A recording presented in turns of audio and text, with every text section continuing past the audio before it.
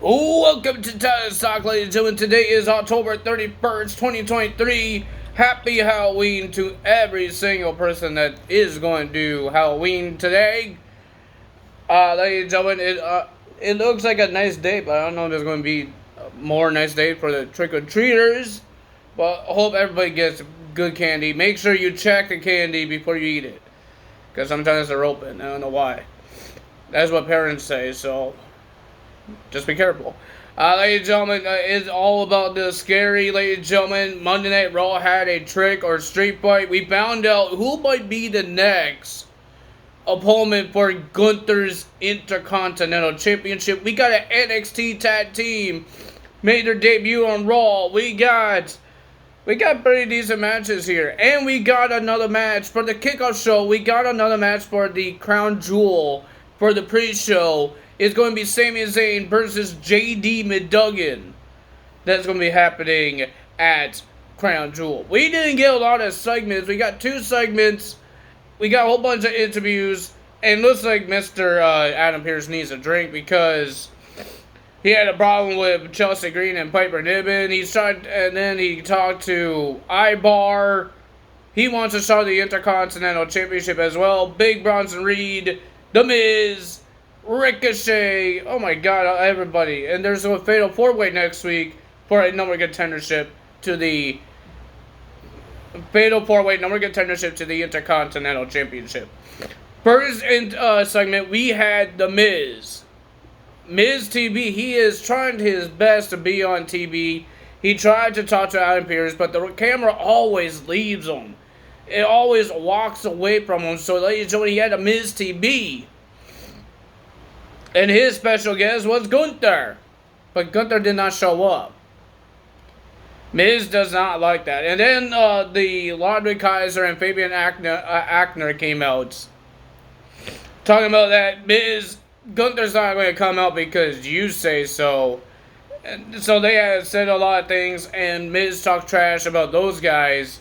And then here comes Gunther. And Gunther says, "You're not on my level. I won't be coming out because you say so, because you're not on my level. I'm the longest reigning Intercontinental Champion. You're not." But Miz has to remind him that he made the Intercontinental Championship prestige. They went back and forth with words. But ladies and gentlemen, Gunther says, "You're not going to do anything if we touch you or we do something." So Miz TV set has jack-o'-lanterns because of Halloween season. They have jack-o'-lanterns. Gunther told Ludwig Kaiser, "Destroy one." So he grabbed one, and he destroyed it. And he says, "You're not going to do nothing." And Ludwig Kaiser just looked at the fans, and Miz attacked Ludwig Kaiser. And then he threw Fabian Aichner out of the ring until he got chopped by Gunther. And then, ladies and gentlemen, and then a big boot to the face to the Miz. And then he went to Adam Pearce, says he wants the championship. This is how all the championship talk was happening. When he says he wants a championship match against Gunther. And then Ibar wants a title shot. Bronson Reed wants a title shot. And Adam Pearce gave Ricochet because of his match. I will tell you guys more about his match to give him an opportunity to the title shot. Ladies and gentlemen, then our first segment was star of the show. We got Judgment Day. Well, technically, we got 2 of the Judgment Day because JD's still not part of the Judgment Day. We got Dominic Mysterio and Rhea Ripley in the ring and talking about what they're going to do to their opponents on Raw and at Crown Jewel. Because Damian has a match for the World Heavyweight Championship. Rhea Ripley has to defend her title in a fatal 5-way match. And Dominic has a match against Ricochet. JD has a match against Seth freaking Rollins on Raw as well. So, ladies and gentlemen, and then they got interrupted by Sami Zayn. And Sami Zayn has a lot of hearts. He says he's going to destroy Judgment Day. He doesn't care if it's 5-on-1 or 1-on-1. He doesn't care. He's going to keep going. He's going to keep fighting until Judgment Day is no more. And Rhea Ripley says, "Okay, how about you have a match with Damian Priest?" Well, ladies and gentlemen, backstage got a little heated between the Judgment Day.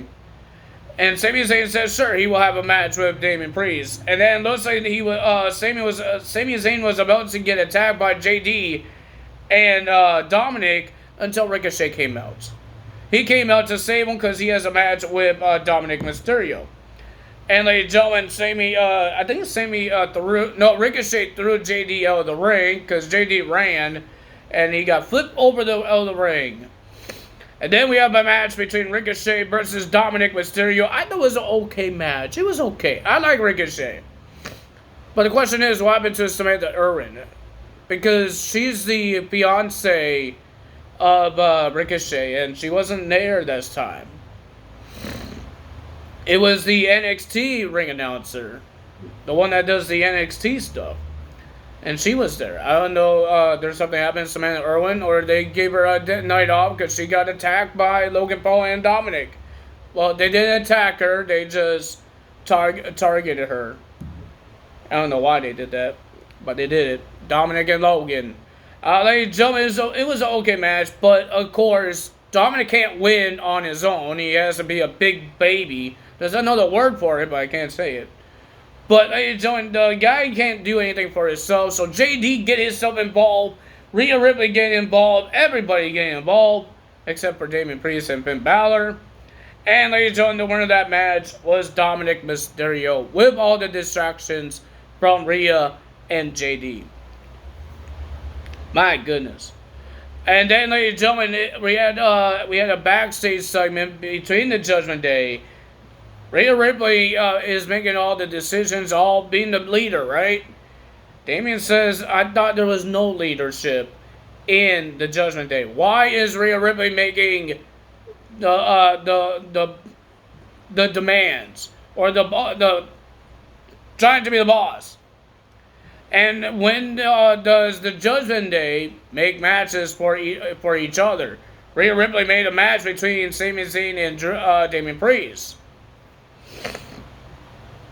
He wasn't happy about that, but all the Judgment Day members says you're the punishment, Damian Priest, and all that stuff. So, and then he said, "Yeah, I'm the tough guy in the Judgment Day." I don't know what it is, but I think Monday Night Raw might be making fun of AEW's commentary because sometimes they mess up a lot, and then when Michael Cole was trying to say Candice LeRae's name, he called her Candice Michelle.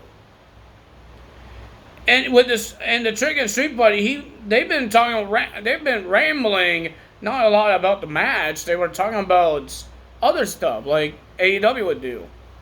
I don't know if they're making fun of AEW or Michael Cole is just getting old. He did mention he's getting old, so it could be because he's getting old, or they're making fun of AEW's commentary team. I have no idea. Wade Barrett always has to correct Michael Cole. It's Candice LeRae, not Candice Michelle. He said, at least I know how to say her name. It was funny.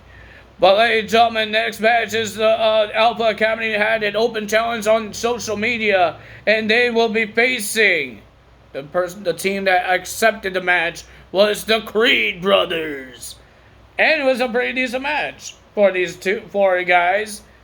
And ladies and gentlemen, the winner of the match, even the women got involved, and Akira Tozawa got involved.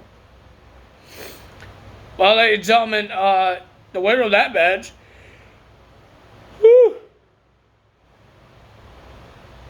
Sorry, I got the odds.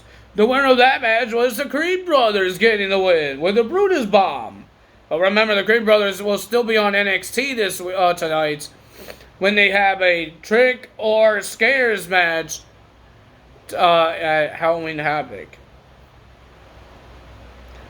We had DIY making their return as a tag team to Burst the Imperium. This was after the Miz TV.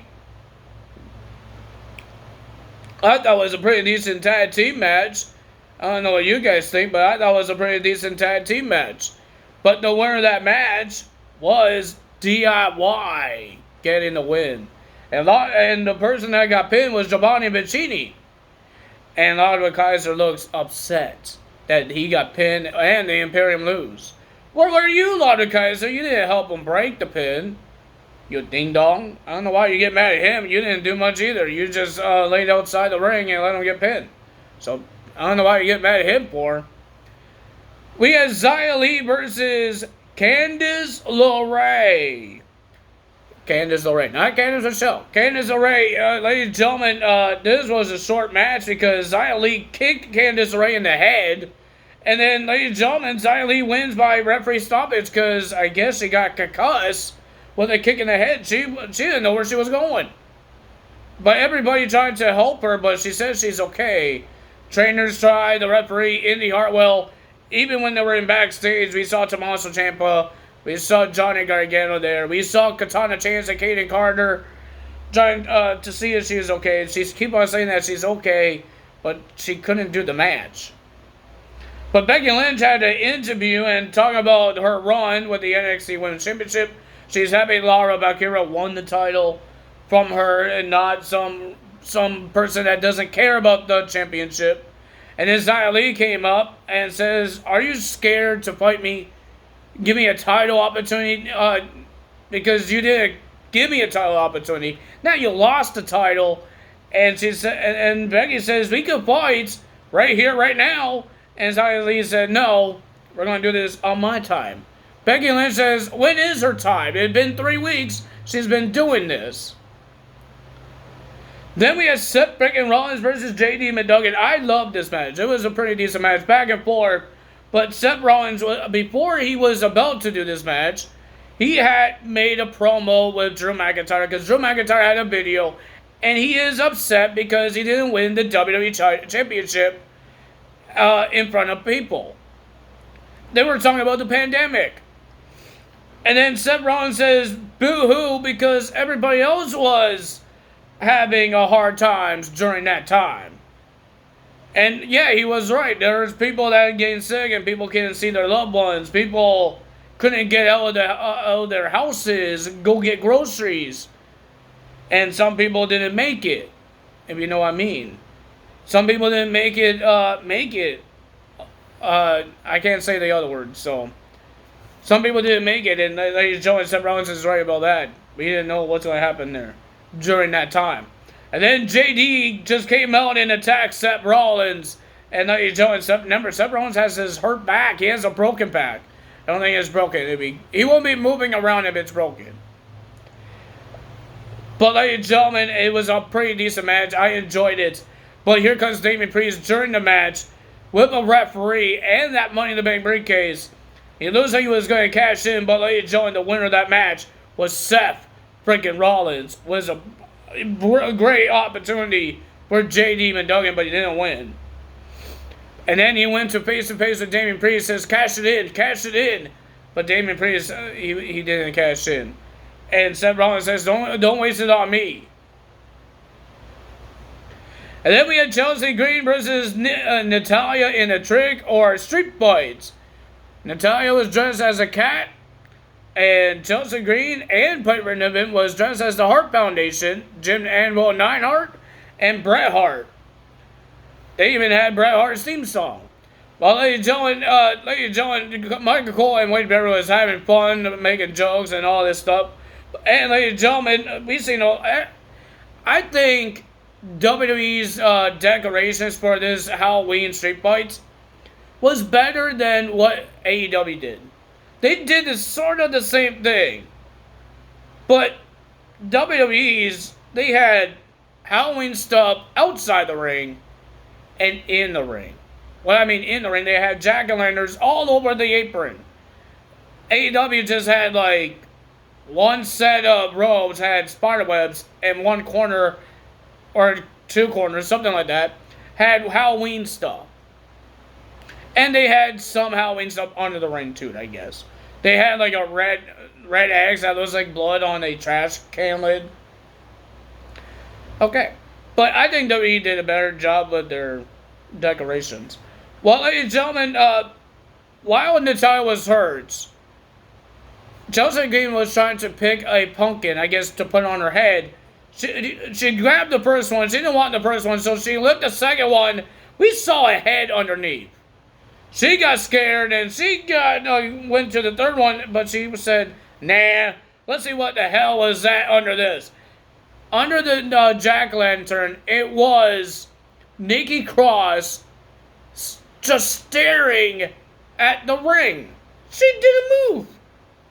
It looked like a wax figurine thingy bobber, whatever you call it. It looked like that. But she didn't move, and ladies and gentlemen, Natalya put the jack-o'-lantern on Chelsea Green's head. But ladies and gentlemen, because there was a whole bunch of distractions, the winner of that match was Chelsea Green. And then we had Damian Priest versus Sami Zayn. It was a pretty decent match until the rest of the Judgment Day came out to make an interference. Oh my God, there's so many of them. And then ladies and gentlemen, Jey Uso came out, attacked, I think it was Dominic Mysterio. He ran up and then he did a clothesline. And then he ran into the ring and he super kicked Damian Priest. Sami Zayn loses by disqualification. But Jey Uso and Sami Zayn was getting beat up with the numbers game until Cody Rhodes came out. He still had a limp because he got attacked by his ankle last week. But he didn't care about Finn Balor and Dominic. He cared about Damian Priest. So they fought outside the ring, and Sami and Jey Uso were fighting Dominic and Finn in the ring. They did a springboards, and here comes Cody Rhodes trying to do a crossroads onto Damian Priest on top of the down stable, but JD pulls him away, and then Sami Zayn with a Huma kick onto the barricade onto JD, and then Cody says, "Bring him up here, bring him up here." And that's what Sami Zayn did. He put him on there, and Cody Rhodes did a crossroads onto JD, onto the announce table, but not once, but he did it twice. And Cody Rhodes gave Damian Priest a message that his story is going to run through him at Crown Jewel. So, ladies and gentlemen, it's a pretty decent Monday Night Raw. Pretty decent. I enjoyed it. But ladies and gentlemen, we heard some sad news past couple of days. If you guys didn't know, an actor from Friends, Chandler, he passed away. And it's I watched this show. I think my dad watched the show when he was a young guy. But it's upsetting because they just had a reunion like 2 years ago or 1 year ago, something like that. They just had a reunion, and ladies and gentlemen, now Chandler passed away, and we will never see that reunion ever again because that sucks. Because what happened? It sucks. So, ladies and gentlemen, rest in peace to Chandler. I know that's not his real name. I forgot his real name. I don't know actors' real names, okay? Don't tell me what's their real names. Don't ask me, because I don't know. So, rest in peace to Chandler, ladies and gentlemen. It's upsetting to hear. But that's all for me today. Time is out. If you guys enjoyed this video, hit the like button, leave a comment below, hit the subscribe button, hit that notification bell, and I will see you guys for tomorrow for NXT's Halloween Havoc Night 2. That's all for me today. Time is out. Bye!